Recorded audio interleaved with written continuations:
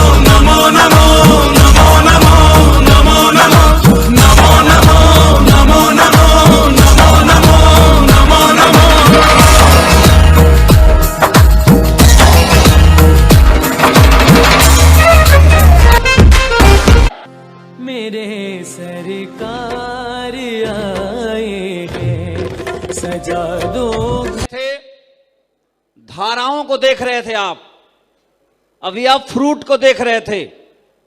अब वक्त है इसके मूल वर्जिन तक पहुंचने का, मूल स्रोत तक पहुंचने का, गंगोत्री तक पहुंचने का। जहां से धारा बह रहा है उनको सुनने का वक्त है। हम सब तो उसी बहाव के हिस्से हैं। बिना उनको सुने मीटिंग अधूरी है, डायरेक्ट सेलिंग अधूरी है, शेख साहब में जुड़ना अधूरा है। बिना उनको सुने हम कुछ भी नहीं है, कुछ कर ही नहीं सकते थे, न कर पाए आज तक, कोई नहीं कर पाया। उनको सुने श्रीमान Vijaypal sir, universal crown ambassador खुद भी हैं, टीम में भी यूनिवर्सल क्राउन एम्बेसडर है, और क्राउन एम्बेसडर और क्राउन की तो लाइन लगी है मरकरी और डायमंड की। उनको सुने श्री महेश सर, इस देश की सबसे ताकतवर टीम बना के दिखाए, और एक मामूली से दर्जी हुआ करते थे और आज करोड़पति बन के दिखाए।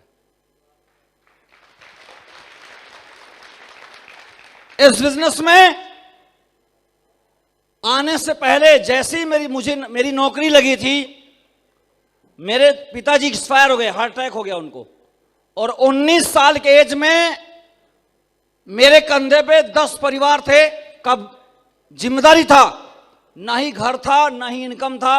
मिथिलेश जी से 10 का गुणा कर दीजिए, इतना फाइनेंशियल स्थिति मेरी खराब थी। हेलो, अब आप जानिए कितना उत्तर आएगा।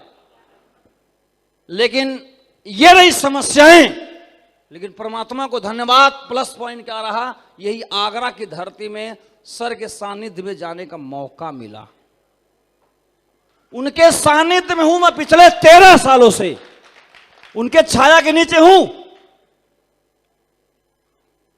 जिनका एजुकेशन क्वालिफिकेशन एकेडमिक में देखेंगे तो टॉप पे है, पोस्ट ग्रेजुएट 2 बार, एवर आर्ट पढ़ाई, फिर साइंस की पढ़ाई, मैनेजमेंट के कोर्स बहुत सारे उनके पास हैं, गवर्नमेंट एम्प्लॉय ऑलरेडी रह चुके हैं, बहुत सारी डिग्रियां उनके पास हैं, बहुत सारा नॉलेज और स्किल अप है पूरी तरीके से।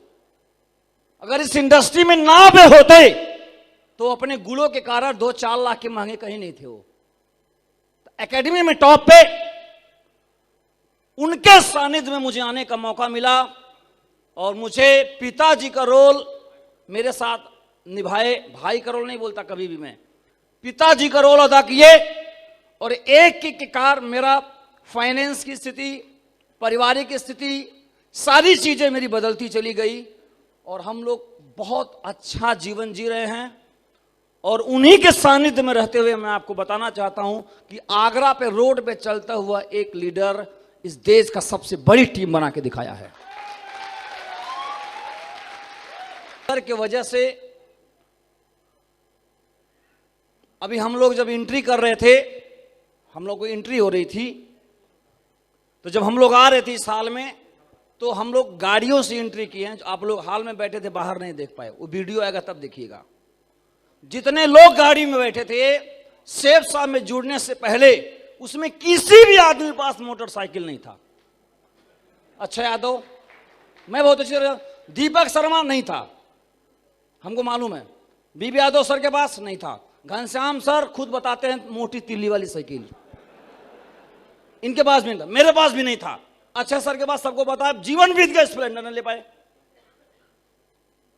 और आज जब हम लोग गाड़ी में बैठ के आ रही थी, तो आगे एक फॉर्च्यूनर, आज के डेट में उसकी कीमत कितनी आप जानते हैं? हेलो, 1 नंबर की सुपरस्टार गाड़ी है मार्केट के, बोलिए आप लोग, ड्रीम है। उसके पीछे एक जैगवार, क्या बात है, गुच्ची अरमानी, हेलो, जैगवार गाना भी है बहुत सारा, हेलो। उसके पीछे फिर मर्सिडीज, उसके पीछे फिर जैगवार, उनकी कीमत सब करोड़ के आसपास। और उसके पीछे फिर माननीय प्रधानमंत्री जी से चलते रेंज रोवर, हेलो। और सुनिए, अभी ताली कहां बजा रहा, उससे पीछे फिर एक फॉर्च्यूनर, हेलो। हम लोग हंस रहे थे कि हम लोग इतने लटूरे थे पहले, और इतनी बड़ी बड़ी गाड़ियों की लाइन लगी हुई है करोड़ों की। ये महिमा सर का और सेफ साहब का है। और मैं बहुत अंदर से, आत्मा से बोल रहा हूं, एकदम आंतरिक आवाज निकल रही है, बहुत दिन दूर नहीं है, आपके घर जरूर आएगा एक दिन। ये मैं कोई बात नहीं कर रहा हूं, हम लोग वो अचीव करने वाले लीडर हैं। जैसे कोई मरीज बहुत बीमारी से पीड़ित हो और डॉक्टर ठीक कर दे, उसकी आत्मा बोले डॉक्टर को लेके, वैसे ही आवाज निकल रही है, वैसे ही आवाज निकल रही है। और मैं आपको पाते हुए देख पा रहा हूं, तो कैसे मिलेगा, क्या करना है, ABCD जानना चाहेंगे? जोश दिखाइए, जानना चाहेंगे? पीछे वाले तो बिल्कुल विलंब नहीं करेंगे। उन पथ प्रदर्शक को, उन लेजेंडरी लीडर को, जो शिक्षकों के भी शिक्षक हैं, महाशिक्षक हैं, महागुरु, गुरु, बहुत सारी उनको संज्ञा देते चले जाइए आप। शब्दों से क्या होता, उनकी महानता बहुत ऊपर है।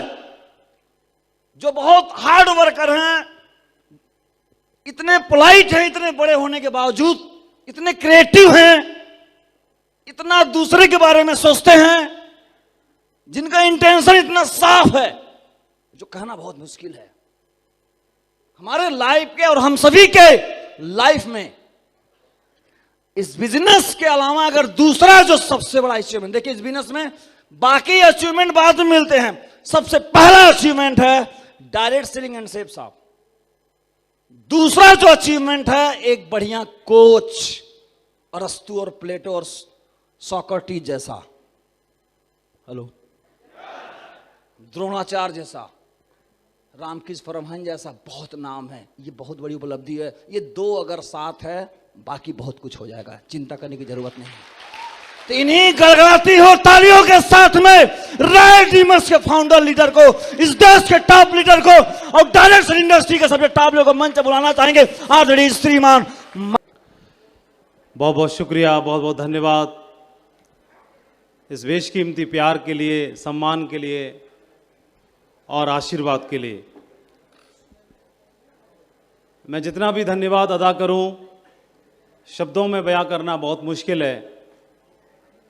जो प्यार आपने दिया, जो सम्मान आपने दिया और जो आशीर्वाद आपने दिया, उसके बदले मेरे पास देने के लिए तो कुछ भी नहीं है। लेकिन मैं भी उसी से मांगता हूं जो सबको देता है, वो परमपिता परमात्मा, वह ईश्वर, वो वाहेगुरु, वो ला इलाहा इल्लल्लाह मोहम्मद रसूलुल्लाह, जिसको मानने वाली वो शक्ति, वो दिव्य शक्ति, जो पूरे ब्रह्मांड को चलाती है, मैं उस परमात्मा से, परवरदिगार से आप सबके लिए प्रार्थना करता हूँ कि जितना प्यार आपने मुझे दिया उससे हजारों गुना ज़्यादा प्यार, आशीर्वाद, सब कुछ आपके घर में बरसे, आपके घर में भी खुशियाँ हो, तरक्की हो, आशीर्वाद हो, उसके लिए प्रार्थना करता हूँ। आज के इस फंक्शन को, आज के समारोह को अटेंड करने के लिए जितनी खुशी आपको हुई उतनी ही खुशी मुझे भी हुई, और इस प्रोग्राम को अटेंड करने में मैं अपने आप को सौभाग्यशाली मानता हूँ। ये मेरा सौभाग्य है कि इन अद्भुत क्षणों का मैं भी साक्षी बना, और आपकी आंखों ने आज एक डायमंड बनते देखा है। देखा? कितना देखा आपने? हाँ, एक डायमंड देखा बनते हुए आपने। लेकिन मैं ऊपर वाले को धन्यवाद देता हूं, मेरी आंखों ने आज 1800 डायमंड देखे हैं बनते हुए। जिसको आपने देखा बनते हुए, वह बीज आज से 5 साल पहले बोया गया था। तो जो बीज कितनी भी उपजाऊ जमीन क्यों ना हो, कितनी भी खेती करके देने वाली जमीन क्यों ना हो, अगर उसमें बीज ही नहीं बोया जाए तो फसल कहां से पैदा होगी।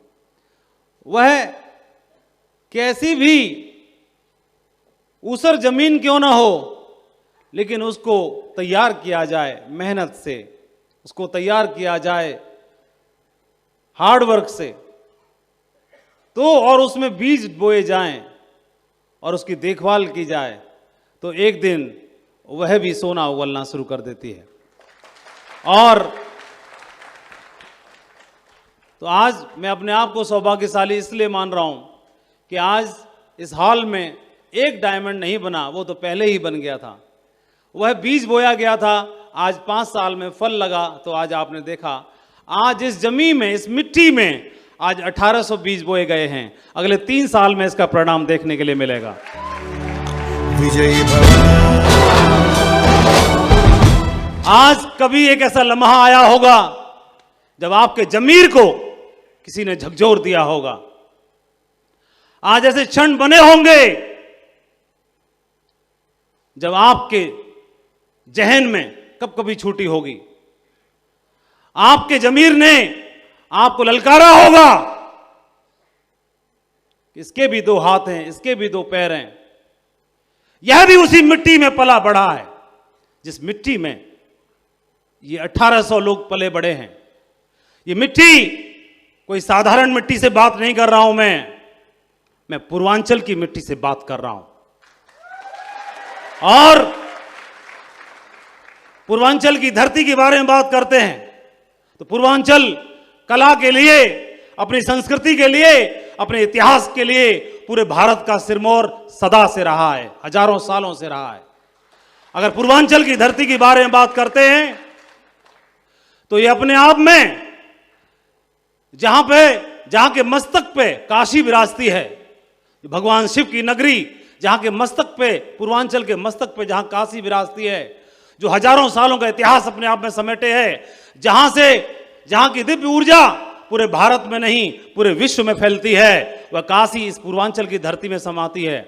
मैं इस मिट्टी से बात करता हूं जहां पर जौनपुर की धरती सोना उगलती है। मैं बात करता हूं संत रविदास नगर की, जहां के लड़के निकल करके भारत का नाम रोशन करते हैं। मैं बात करता हूं मिर्जापुर की, मैं बात करता हूं गाजीपुर की, मैं बात करता हूं गोरखपुर की, मैं बात करता हूं कुशीनगर की, मैं बात करता हूं देवरिया की, आजमगढ़ की, मऊ की, चंदौली की, महाराजगंज की, बलिया की, सोनभद्र, किस किस का नाम लूं। ये मिट्टी तो इतिहास बनाने वाली मिट्टी है। विजयी भव। ये मिट्टी एक ऐसी मिट्टी है जहां पूर्वांचल उत्तर में नेपाल को सटता है, पूरब में बिहार से सटता है, दक्षिण में मध्य प्रदेश से सटता है, और पश्चिम में उत्तर प्रदेश जो सबसे बड़ा प्रदेश है उसके अवध से सटता है। और उत्तर प्रदेश अपने आप में इतिहास समेटे है, लेकिन उत्तर प्रदेश का इतिहास पूर्वांचल के बिना अधूरा रहता है। आप जानते हैं भारत की राजनीति में सबसे बड़ा योगदान उत्तर प्रदेश का रहता है, लेकिन उत्तर प्रदेश बिना पूर्वांचल के हमेशा अधूरा रहता है। ये मैं एक बात इसलिए नहीं कह रहा, मैं ये बात इसलिए कह रहा हूं, ये इस मिट्टी ने मंगल पांडे को जन्म दिया। इस मिट्टी ने यह बताया कि ये खून ललकारना जानता है और ये खून अपनी सरजमीन पर मर मिटना जानता है। ये मिट्टी वो मिट्टी है जो राजनीति में यहां से हर पद पे आसीन करने के लिए अपने बब्बर शेर तैयार करती है। तो जब हर क्षेत्र में आगे, कला में आगे, संस्कृति में आगे, हर क्षेत्र में आगे, तो सेब सब में ये मिट्टी कैसे पीछे। ये वो मिट्टी है जहां पर काशी को 1911 में 13 तोपों की विशेष सलामी का दर्जा दिया गया था। इसके इतिहास को जब पढ़ते हैं तो रगों में खून दौड़ जाता है। और मैं उस मिट्टी के 1800 बब्बर शेरों से आज बात कर रहा हूं। मेरे लिए सौभाग्य की बात है आज। और मैं आज ये पूर्वांचल के योद्धाओं से मिलने का सौभाग्य मिला। मुझे मालूम है इसका परिणाम आज दिखाई नहीं देगा। परिणाम आज के प्रोग्राम का परिणाम 3 साल में बात कर ले, पूरा भारत बात कर ले, आज के प्रोग्राम का परिणाम 3 साल में दिखाई देने वाला है। जानते हैं कि कोई भी व्यक्ति, जब अंगद को भेजने वाले राम थे तो किसी अंगद को भेजने वाले वो परशुराम थे, जिन्होंने जगह जगह पर अपने अंगद भेजे और उन्होंने जाकर के अपना कोहराम मचा दिया। परशुराम जी बहुत छोटी उम्र में हमारे बिजनेस में आए थे। उस उम्र में कपड़े पहनने का ढंग नहीं होता, समझदारी नहीं होती। 19 साल की उम्र होती ही क्या है, कुछ भी समझदारी नहीं होती। न जेब में पैसा है, लेकिन आग है, कुछ कर गुजरने की तमन्ना है।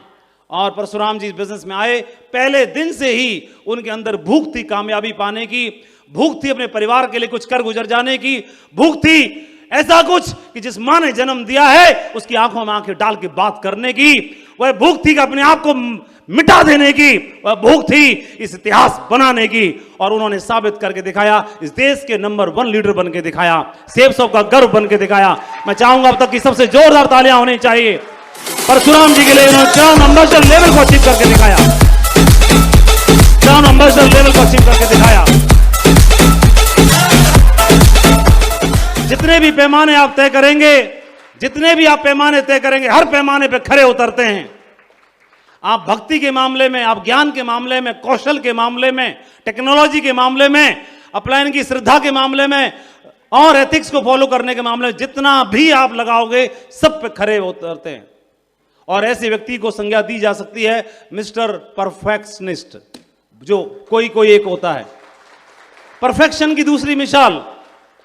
तो हम और आपको तराशने वाले यही हाथ हैं, ये सब लीडर्स हैं।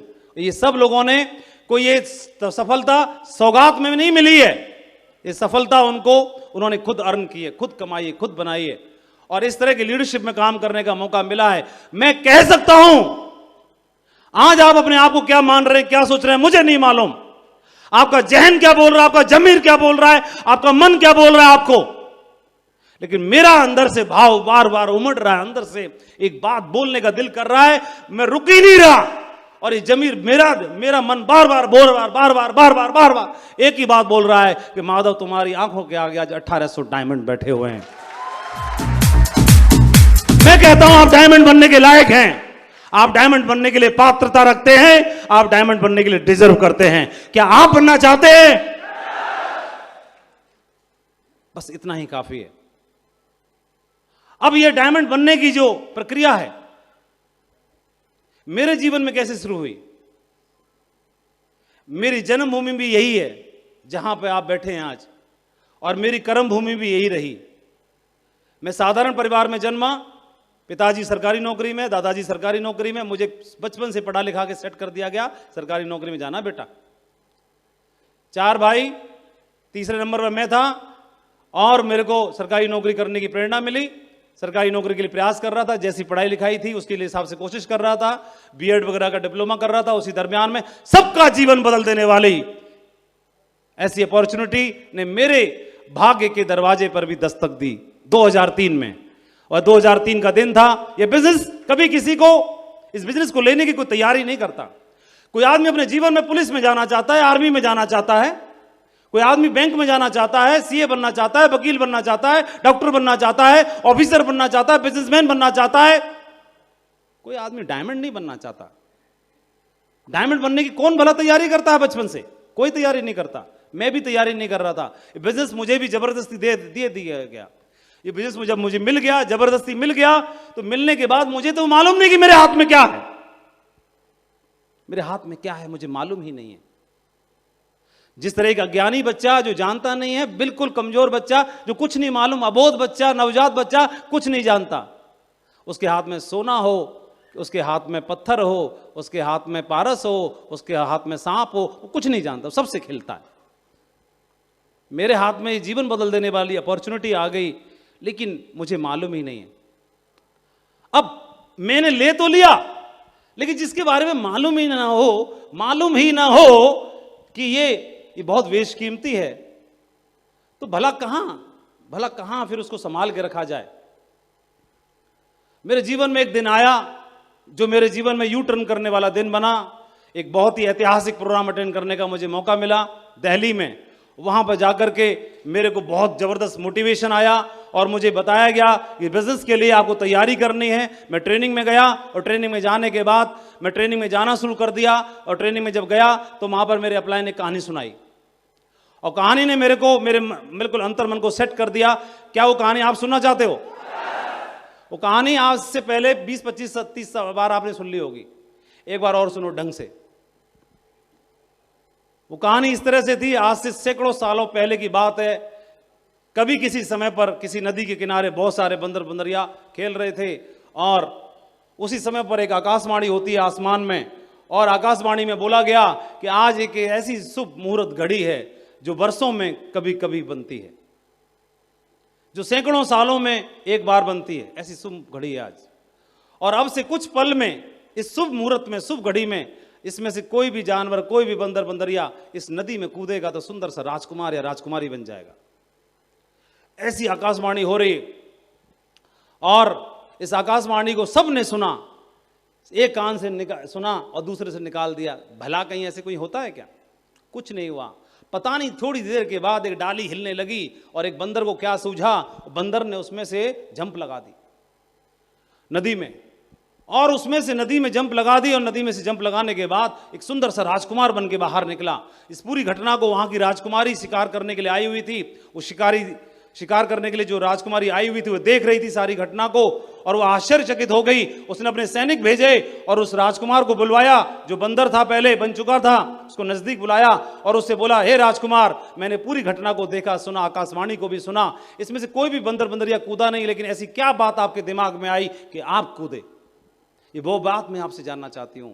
तो बंदर ने बोला कि राजकुमार ने बोला कि राजकुमारी साहिबा कि आकाशवाणी हुई, आकाशवाणी में बोला गया कि शुभ घड़ी में कोई कूदेगा तो राजकुमार बन जाएगा। तो मेरे मन में आया कि कूद लेते हैं, जाने में क्या है। राजकुमारी साहबा, आकाशवाणी में ये तो बोला नहीं गया था कि कुछ और बन जाएगा, भालू बन जाएगा, कुत्ता बन जाएगा, बिल्ली बन जाएगा, बोला कि राजकुमार बन जाएगा। हमने सोचा कि राजकुमार बन गए तो बढ़िया, वैसे मालूम है भरोसा है वो बनेंगे नहीं, बन गए तो बढ़िया, नहीं तो ठंडे पानी में नहा के बाहर निकल आएंगे। इसलिए अपन सोचा और निकल के चले आए, कूद के आ गए। हम क्यों डाउट करें आकाशवाणी के ऊपर? ओहो, राजकुमारी जी बड़ी प्रभावित हुई और उन्होंने बोला, मुझसे शादी करोगे? अभी थोड़ी देर पहले बंदर था, थोड़ी देर बाद राजकुमार हो गया, और थोड़ी देर के बाद राजा भी हो गया। अभी ये कहानी सुनाने के बाद मैं बैठा था ट्रेनिंग में, और मेरे अपलाइन आए, माधव जी कहानी से क्या सीखा? मैंने बोला अपलाइन से, काश वो बंदर हम होते सर, ये मैंने सीखा। अपलाइन ने माथा पीटा अपलाइन ने माथा पीटा, बोले ये कहने को मास्टर की तैयारी कर रहा है, ये तो बेकार आदमी है, कुछ ना बन, तू जन्म में ना मास्टर ना बन पाएगा। बोले कहानी से लोग इतने मोटिवेट हो, तुम बोले बंदर हम होते? बोले ये नहीं समझना था। बोले मैंने बोला फिर आप बताओ क्या समझना चाहिए था? बोला इससे सबक ये लेना चाहिए था कि आप मास्टर बनने वाले हो, अच्छी बात है, और इसमें कूदते हैं। किसमें? ये नदी है जो राजकुमार तैयार करती है ना? हालांकि भरोसा नहीं है ना, मेरे को पता ही नहीं था, मेरे को बिल्कुल नहीं था, मैं अपनी बात कर रहा हूं ना, तो मेरे को इस पर भरोसा था। कंपनी पे, न कंपनी वालों पे जो सोफा पे बैठे रहते हैं, हम तो उन्हीं को समझते हैं ना कंपनी वाले हैं, और न सबसे बड़ी बात मुझे अपने पे भरोसा था। बोले इसमें कूदते हैं, तो वो अगर इसमें कूदे तो डायमंड बनेंगे, बन सकते हैं। तो ये बनने वाला चांस तो ऐसे मान लेते हैं बहुत कम है ना? कोई बात नहीं, सब पॉजिटिव बात करते हैं, हम थोड़ी नेगेटिव बात कर लेते हैं। लेकिन हम बनेंगे क्या वो छोड़ो, अगर नहीं बने तो क्या बनेंगे वो चेक कर लेते हैं पहले।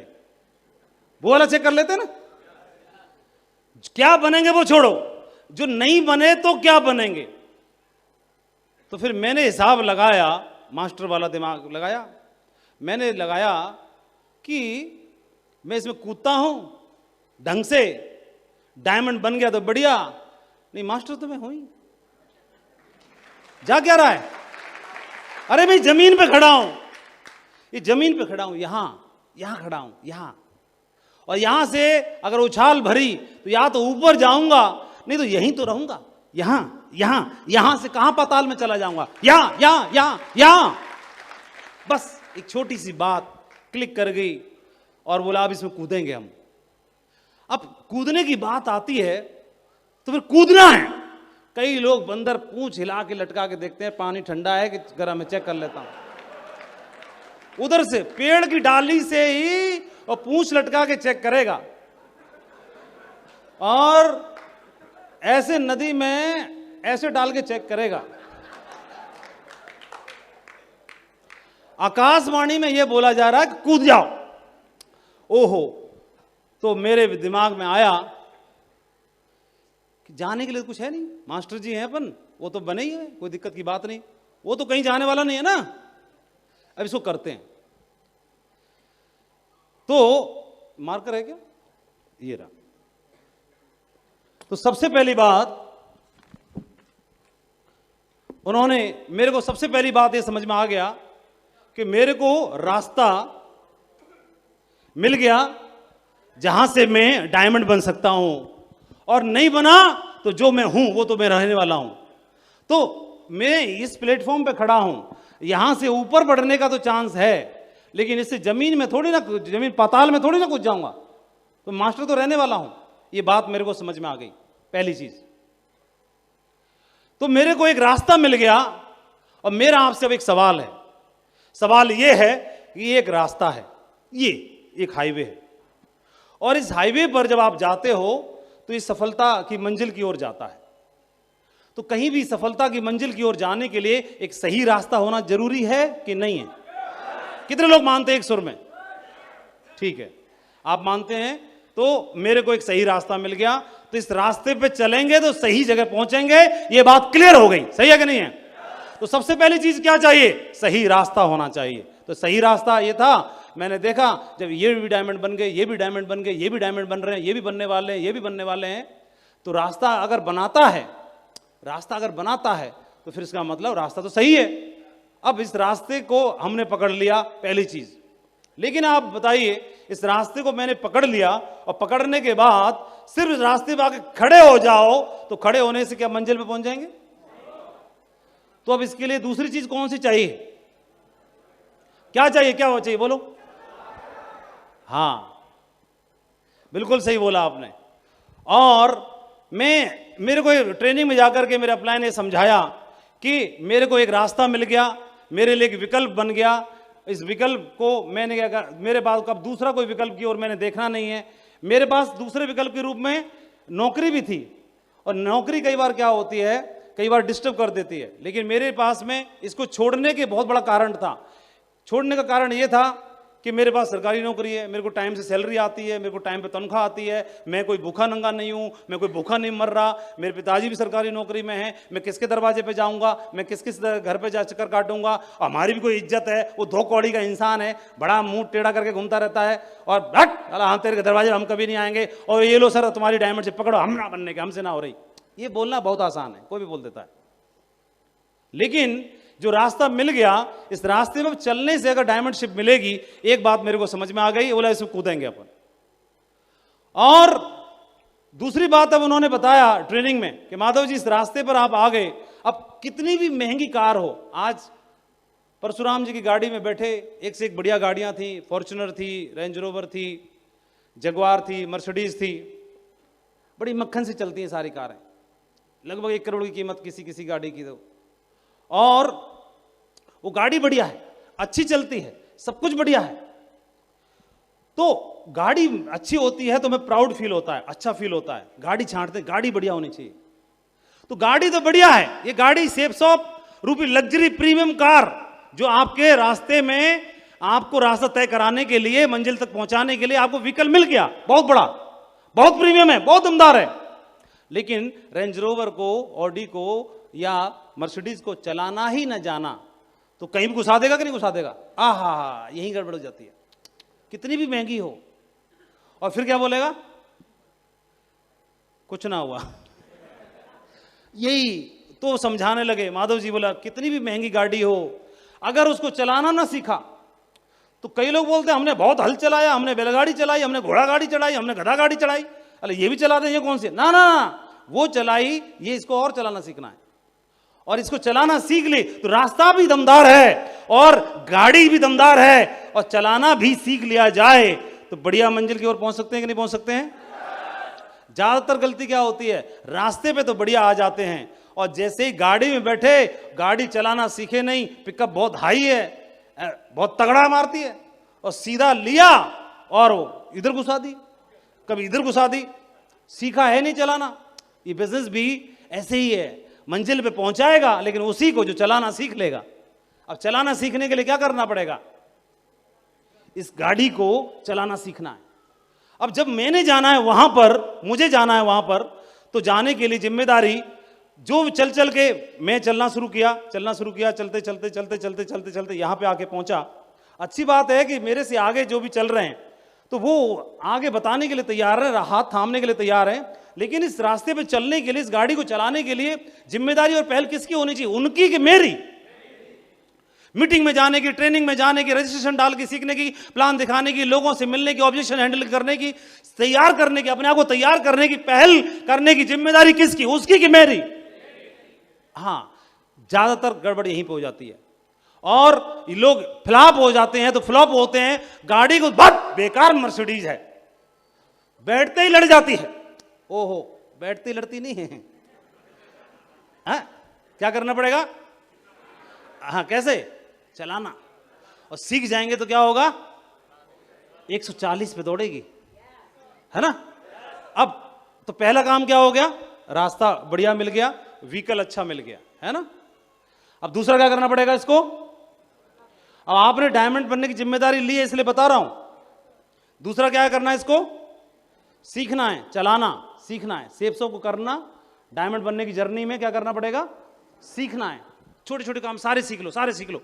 कोई ये मत बोलना कि मेरे को आता नहीं है। अरे आता नहीं है तो क्या हुआ? लाखों की गड्डी गिनना कहां आता है? तैयार है कि नहीं? पहले कोई काम, कंप्यूटर चलाना सीखा नहीं, लैपटॉप चलाना सीखा नहीं, मोबाइल चलाना सीखा नहीं, चला रहे हैं कि नहीं चला रहे हैं? सीखना है इसको। दूसरा काम, अब मेरा आपसे प्रश्न है, रास्ता बढ़िया मिल गया, गाड़ी बढ़िया है और मैं चलाना भी सीख लिया।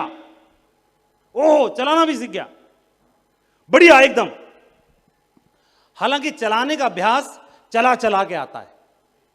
सबसे ज्यादा चलाने का अभ्यास टैक्सी ड्राइवरों को होता है, वो लाखों किलोमीटर चला चुके होते हैं। यह अभ्यास चला चला के आता है, चला चला के, चला चला के, चला चला के, चला चला के। जितना चलाओगे उतना अभ्यास आएगा, है ना? समझ रहे? एक दिन में नहीं आएगा, है ना? सपने देखने से अभ्यास नहीं बने। कैसे होगा? चलाना शुरू कर दो, चलाना शुरू कर दो, चलाते जाओगे, चलाते जाओगे, चलाते जाओगे, चलाते जाओगे, अभ्यास बनता जाएगा। ऐसी बिजनेस को चलाते रहो, सीखते रहो, चलाते रहो, सीखते रहो, अभ्यास बन जाएगा। दूसरी चीज, लेकिन अब मैंने चलाना सीख लिया, रास्ता भी बढ़िया मिल गया, अब मैं चलूं ही ना तो पहुंच जाऊंगा। चलूं ही ना तो मैंने सीख भी लिया, लेकिन मैंने हर दिन मैंने अपने आप को इसमें झोंका ही नहीं, मैंने एक्शन प्लान में डाला ही नहीं, तो क्या कहीं पहुंचूंगा? तीसरा काम, हर रोज चलना है। क्या करना है? हर रोज चलना है। ये मेरे को तीसरा पॉइंट बताया, चलना है, लगातार चलना है, चाहे धीरे स्पीड हो, चाहे तेज हो, चाहे कैसी भी, चलते रहो, चलते रहो, एक दिन जरूर पहुंचेंगे। लेकिन ये तीन बातों के अलावा चौथी बात और महत्वपूर्ण है जो मैंने सीखी, कि जब आप रास्ते में चलते हो तो कहीं भी किसी भी लेवल पे दिशा भ्रम होने का डर रहता है। आप रेगिस्तान में जाओगे, आप समुद्र में जाओगे, बड़ी यात्रा पे जाओगे तो दिशा भ्रमित हो जाते हैं कि नहीं हो जाते हैं? बड़े से बड़ा नाविक, समुद्री नाविक भी भ्रमित हो जाता है। बड़े से बड़ा जो सफर करने वाला यात्री है वो भी दिशा भ्रमित हो जाता है। और दिशा भ्रम हमको ना हो कभी भी, क्योंकि चलना हमें बहुत दूर तक है, तो दिशा भ्रम ना हो उसके लिए क्या करने की आवश्यकता होती है? चौथी बात बताई उन्होंने। उसके लिए दिशा दिखाने वाला कोई एक गुरु, कोच, द्रोणाचार्य, साथी, मेंटर, अपलाइन से बना के जुड़ के रहना हमेशा नितांत आवश्यक है। ये उन्होंने बताया ताकि दिशा भ्रम होने से बचें। दिशा भ्रम होने से, ये कौन सी बात हो गई? चौथी। पहला, रास्ता व्हीकल बढ़िया मिल गया, अब इसको चलाना सीख लिया, फिर इसको एक्शन प्लान डाल दो। 3 plan, 2 plan, 4 plan, 5 plan, 6 plan, मिलना है, मिलना है, मिलना है, मिलना है, मिलना है। मालूम नहीं कब कौन किस चेहरे पे कौन कोहिनूर हीरा बैठा है, मालूम नहीं है। कोयला भी काला है और हीरा भी काला है। खान में तो सब है, पत्थर ही है। कोयला भी काला और हीरा भी काला, दोनों दिखने में एक जैसे हैं। पलटते जाओ, पलटते जाओ, पलटते जाओ, पलटते जाओ, पलटते जाओ, कोयला, कोयला, कोयला, कोयला, हाँ, हीरा, हीरा, हीरा, हीरा, हीरा, हीरा, निकल आएगा, निकल आएगा, निकल आएगा। कुछ पता नहीं, छोटा भी, बड़ा भी, काला भी, मोटा भी, पतला भी, कैसा भी हो सकता है, कुछ नहीं मालूम, कुछ नहीं मालूम। तो दिशा भ्रम होने से बचने के लिए हर रोज चलते रहेंगे। दिशा भ्रम होने के लिए किसी एक अप्लायंस से आप कनेक्ट नहीं होंगे तो कभी भी दिशा भ्रमित हो जाएंगे। ये चौथी बात मेरे को बोला कि माधव जी लंबा चलना है ना, तो इस बात को समझ लेना। ये बात मैं चल चल के सीखना शुरू किया, समझ में आया। और चौथी बात के बाद जिनको लंबी दूरी तय करनी है, अब मुझे आप बताओ वहां पहुंचना, मुझे वहां, तो 4 चीजें बढ़िया हो गई। पहला, गाड़ी बढ़िया मिल गई, रास्ता बढ़िया मिल गया। दूसरा, मैंने इस रास्ते पे चलाना सीख लिया, चलना सीख लिया, सही है। तीसरा, चलना भी शुरू कर दिया, यहां तक ओके है। चौथा, दिशा भ्रम ना हो जाऊं, क्योंकि इस हाईवे पे कई रास्ते, कभी इधर उतर ना जाऊं, कभी इधर ना उतर जाऊं, तो इसके लिए क्या करना पड़ेगा? एक गुरु, एक अप्लायंस से जुड़े रहना जरूरी है। वो बताएगा सही रास्ते पे चल रहे हो, शाबाश शाबाश शाबाश, सही हो बेटा, सही जा रहे हो, सही जा रहे हो, सही जा रहे हो, ऐसे बोलता रहेगा, है ना। तो ये भी हो गया, यहां तक भी हो गया। लेकिन वो सही जा रहे हो, फिर भी मुझे मालूम है कि वहां तक पहुंचने के लिए मुझे 5 साल चलना है। कितने साल चलना है? चलना भी सीख लिया, रास्ता भी बढ़िया है, चल भी रहा हूं, गलत सही का ज्ञान कराने वाला भी है, लेकिन मामला अभी भी अधूरा है। एक गलती हो जाती है हम में से। क्या होता है? जब मुझे मालूम है, मैं खुद ही जान रहा हूं कि मैं 5 साल चलना है, तो 5 साल चलने की तैयारी दिमाग में पहले से रहनी चाहिए कि नहीं रहनी चाहिए? ट्रेन में जैसे जाना है, किसी को बनारस की गंगा आरती अटेंड करने जाना है, किसी को कहीं और जाना है, यात्रा लंबी है, 1 रात और 1 दिन लगेगा, तो घर से ही पूड़ी सब्जी, मीठा, पंजीरी, पता नहीं क्या क्या, लिट्टी चोखा व्यवस्था करके, पहले ही इंतजाम करके, पानी की बोतल, मामला पूरा सब लेके चलते हैं कि नहीं चलते हैं? कितनी व्यवस्था लेके चलते हैं? 18 घंटे का सफर है। कितने का? तो व्यवस्था कैसी होनी चाहिए? बोलो, कितने घंटे की? 18 घंटे की। और मामला हमारा 5 साल तक का है, तो 5 साल तक का माइंडसेट और व्यवस्था रहनी चाहिए कि नहीं रहनी चाहिए? इसको बोलते हैं सर्वाइवल। क्या बोलते हैं इसको? सर्वाइवल। जहां पर 90% लोग बिजनेस को क्विट करते हैं, यहां पे आके सर्वाइवल। क्या?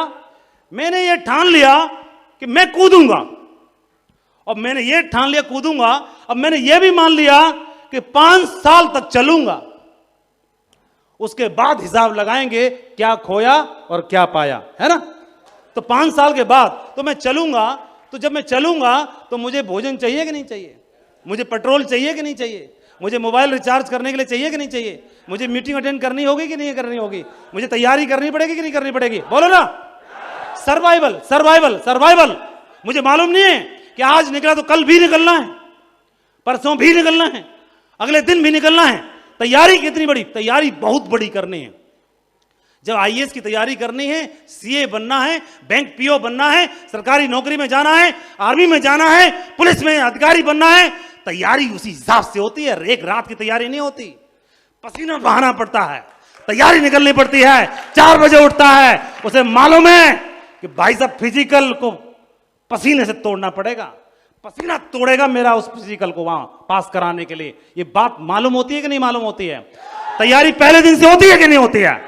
इसको बोलते हैं सर्वाइवल। और मेरे दिमाग में बात बिल्कुल फिट थी, बिल्कुल ये बात बिल्कुल फिट हो गई थी कि मैं जॉब में हूं। लोग जॉब में होने को बिजनेस छोड़ने का कारण बना लेते हैं। मेरे को सद्बुद्धि मिली, जॉब में होने को मैंने इस बिजनेस को करने का कारण बना लिया।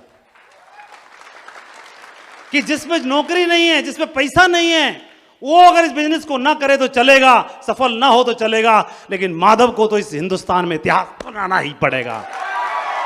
ये बात अपने को समझ में आ गई। क्यों? क्योंकि सर्वाइवल का चैलेंज नहीं है, किसी के ऊपर डिपेंडेंट नहीं होना। ये बात मेरे को 5वीं बात समझ में आ गई कि मेरे को डिपेंडेंट नहीं रहना है। मुझे मालूम है कल मीटिंग में जाना है, मुझे मालूम है 1 साल तक काम करना है, 5 साल काम करना है। और इस बिजनेस में ये बोलते हैं सर्वाइवल, सर्वाइव करना। अगले 5 साल 6 साल जितनी बड़ी जर्नी है उसको सर्वाइव करने की व्यवस्था। या तो मैं इतना बिजनेस बड़ा बना दूं कि मुझे किसी और की जरूरत ही है ना। बीवी नहीं रो रही, वो खुद ही रो रहा है। गर्लफ्रेंड नहीं रो रही, वो खुद ही रो रहा है। तो ये है एक चैलेंज, भावनात्मक चैलेंज। बात गर्लफ्रेंड की, बीवी की या बच्चे की भी नहीं है। इसमें चैलेंज आता है फिजिकल को तो झेल जाएगा आदमी। फिजिकल में क्या आएगा? नो बोलेगा आदमी, लेग नहीं चलेगी, कई बार एक ही लेग चलेगी, कई बार जिसको नहीं चलाना चाहते वही चल रही खामा में। और प्रभु से अगरबत्ती जलाई थी इधर वाली की और चल रही है इधर वाली, मामला गड़बड़ हो गया। वो ये वाला भी झेल जाएगा, लेग चलने वाला झेल जाएगा, नो का, विरोध का, चैलेंज का, रिजेक्शन को भी झेल जाएगा। एक गड़बड़ हो जाती है। गड़बड़ ये हो जाती है जब ताना मिलता है सुनने के लिए तुमसे ना होने का, तुम ना चला पाओगे। मुझे एक बात बताओ, कोई बोल रहा है कि तुम ना चला पाओगे मर्सिडीज, तुम्हारे खानदान में किसी ने चलाई?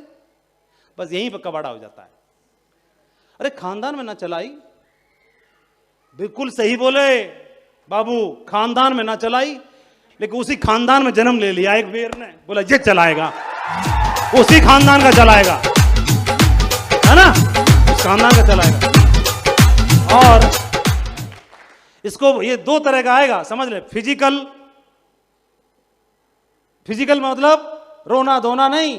जल्दी बताओ कहां है, जल्दी जल्दी जल्दी जल्दी जल्दी बताओ कहां है। इसका इलाज अंदर से आएगा, अंदर से। बाहर का मोटिवेशन टेम्परेरी है, अंदर का मोटिवेशन ही काम करेगा। और अंदर का मोटिवेशन आएगा जब आप किताबें पढ़ोगे, बुक्स पढ़ोगे, जब आप ऑडियो ट्रेनिंग सुनोगे, जब आप अपलाइन को सुनोगे, जब आप ट्रेनिंग को सुनोगे, जब सिस्टम में रहोगे, तो आपको अंदर से ताकत आएगी, अंदर से इंस्पिरेशन आएगी। और वो इंस्पिरेशन आपको इस इतिहास बनाने के लिए, इतिहास रचने के लिए तैयार कर देगी। और अपने को एक बात समझ में आ गई, तो उन्होंने बोला कि इसका सहारा जरूर लेना, सिर्फ अपलाइन की ट्रेनिंग के भरोसे मत बैठना। बोला किताबें पढ़ना, ये आपको ताकत देंगे, रियल ताकत। ये बात मेरे को समझ में आ गई, तो इसकी तैयारी करना शुरू किया। और परिणाम ये पॉइंट बताए, और ये पॉइंट बताने के बाद परिणाम क्या हुआ? परिणाम ये हुआ, पहले 6 साल में मैं बना डायमंड। कितने में? 6 साल में डायमंड बना। 2003 में ज्वाइन किया था, 2009 में जाकर के डायमंड बना। पहले 6 साल में डायमंड, अगले 6 साल में 100 डायमंड टीम में।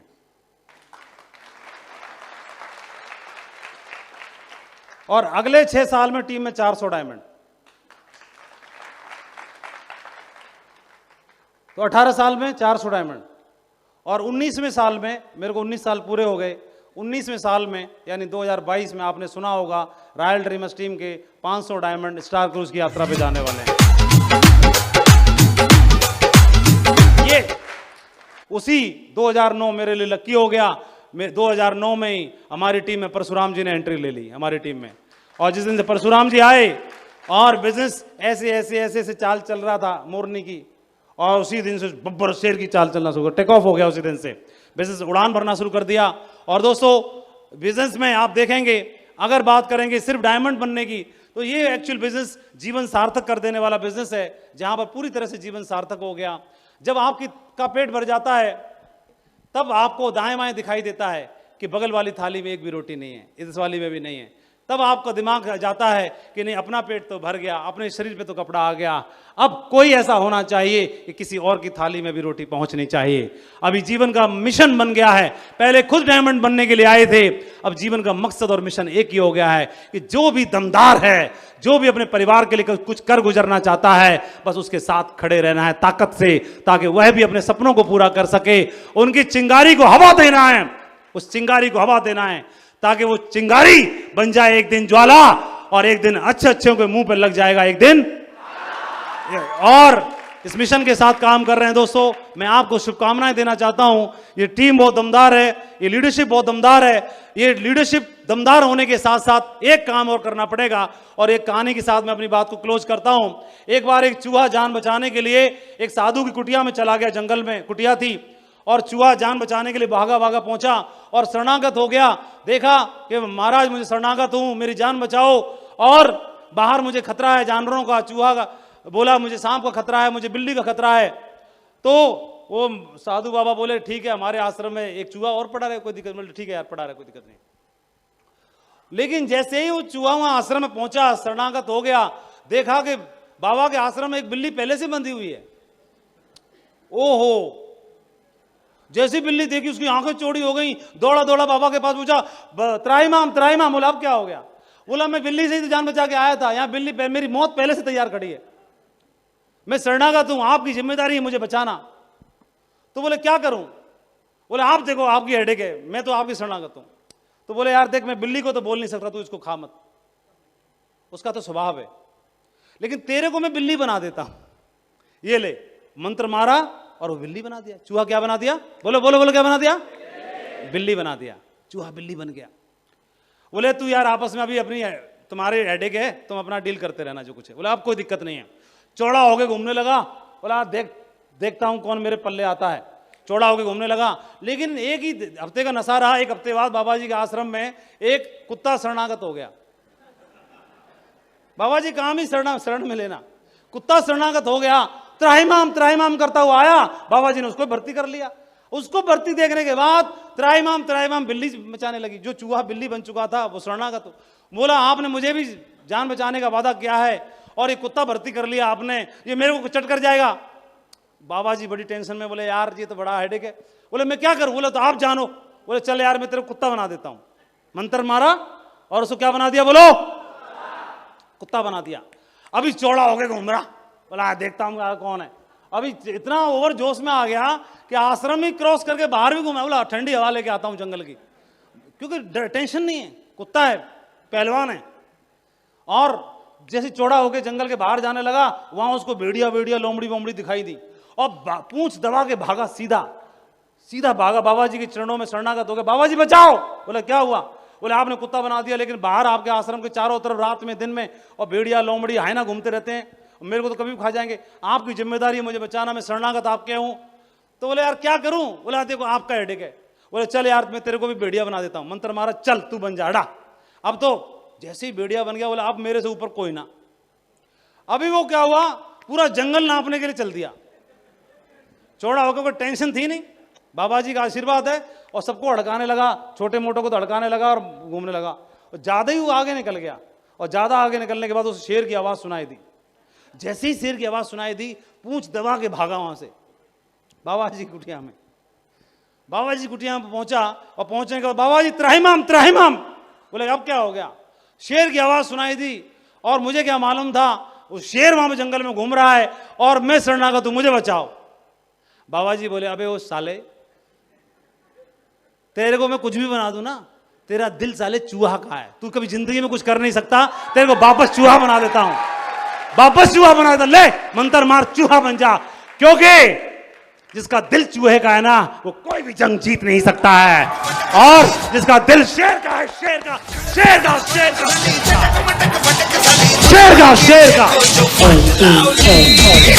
कोई भी जंग जीत। हमारी मिट्टी वो मिट्टी है, हमारी मिट्टी वो मिट्टी है जहां सवा लाख से एक लड़ावा, चिड़िया नाल बाज लड़ावा, जहां ऐसे ऐसे वीर पैदा हुए, जहां की मिट्टी ने ऐसे वीर पैदा किए।